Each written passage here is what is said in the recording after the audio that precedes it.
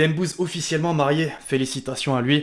L'équipe, j'espère que vous allez bien. Aujourd'hui on se retrouve en ce jour de réveillon pour aborder les dernières rumeurs de transfert. Si j'ai mis Dembélé, c'est pas pour rien. En pleine période festive, sportivement, Dembouz va également prolonger son contrat avec le Barça. Ce n'est plus uniquement sur la bonne voie, mais bel et bien proche d'être officialisé. Très bonne nouvelle pour Xavi, par contre pour sa carrière, difficile à dire. Dites-moi en commentaire s'il a fait le bon choix. À Winchester. En parallèle, il y a d'autres dossiers nombreux sur lesquels on va s'attarder aujourd'hui. Alors je vais pas parler plus que ça, on va directement entrer dans le vif du sujet l'équipe. Je compte simplement sur vous, puisque c'est les fêtes. Il n'y a absolument aucun rapport, mais lâchez votre meilleur pouce bleu, ça me fait vraiment plaisir. Merci vraiment à tous ceux qui le font. Et je rappelle au passage, en Angleterre, ça joue ce week-end. Les codes BetClick sont disponibles et il y a des opportunités à saisir. Vous avez toujours 100 € offerts sur votre compte épargne avec le code LEXCITY. Faites bien sûr attention, il y a des risques, faut être majeur. C'est parti.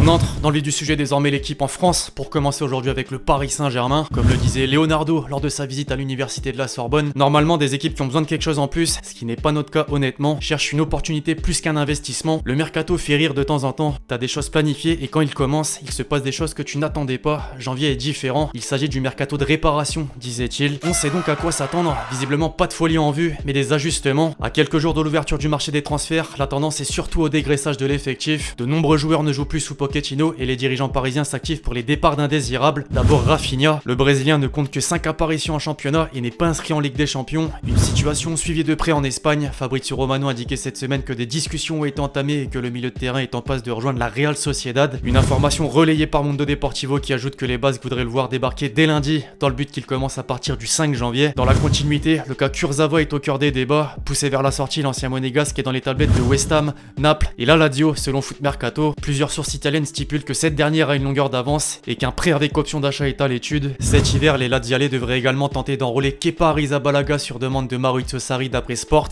Revenons dans la capitale avec une surprenante rumeur dont a fait l'objet Kimpembe. Effectivement, l'équipe estime que si Rudiger venait à quitter Chelsea, les Blues songeraient à se pencher sur l'international tricolore. Son profil plaît toujours à Thomas Tuchel et le média ajoute que Presco pourrait être séduit par le projet. J'ai un peu de mal à y croire, mais pourquoi pas. Lille, de son côté, va devoir recruter au plus vite face aux récentes actualités s'il veut rester compétitif ancien, voire l'année prochaine. En effet, 2 joueurs offensifs de taille ont fait leurs adieux. L'agent de Jonathan David a déclaré que l'objectif du Canadien est de terminer la saison, mais ce sera sa dernière, ce qui laisse du temps d'ici l'été prochain. Or, concernant Ikoné, le champion en titre est d'ores et déjà fixé. L'attaquant lillois était hier à Florence pour s'engager avec la Fiorentina, comme on le voit ici en une du Corriere dello Sport. Montant du transfert, 21 millions d'euros, bonus compris. Le PSG va également récupérer un pourcentage. La Viola se renforce, mais des questions se posent au sujet de la pépite Dusan Vlahovic. Plusieurs cadres européens apprécient son profil, dont la Juventus, comme déjà annoncé, l'AC Milan, le Bayern, l'Atlético Madrid et surtout en Angleterre, Arsenal, Manchester City et Tottenham. Aux dernières nouvelles, Antonio Conte pousserait sa direction avec insistance pour faire venir le Serbe. L'entraîneur italien pense aussi à son secteur défensif. Les Spurs auraient coché le nom de Clément Langlais si on s'en réfère aux informations venant de Catalogne. Le Barça, comme Paris, va très probablement se débarrasser de certains éléments. Pour la deuxième partie de saison, Xavi ne compterait pas sur Umtiti,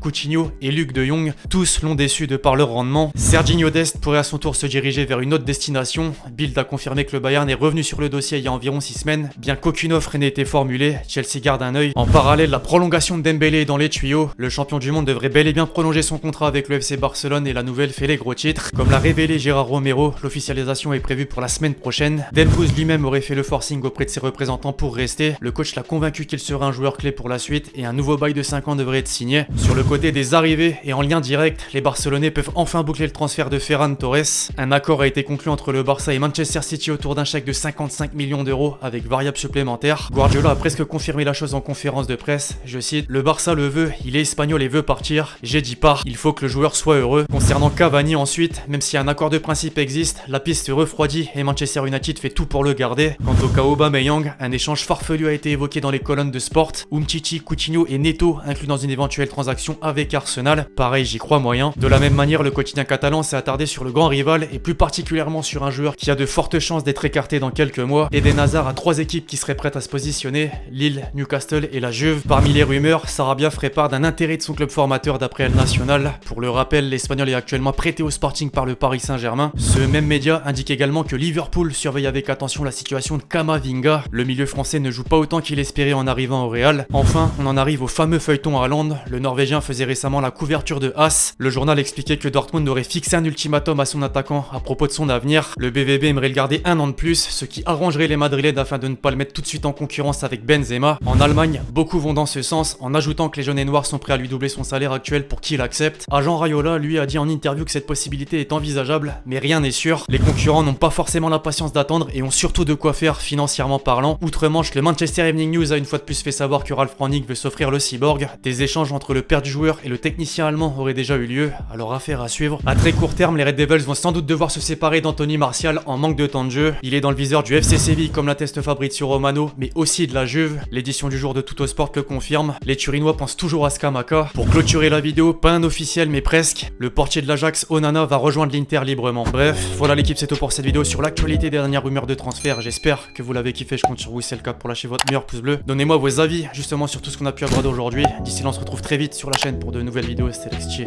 Ciao.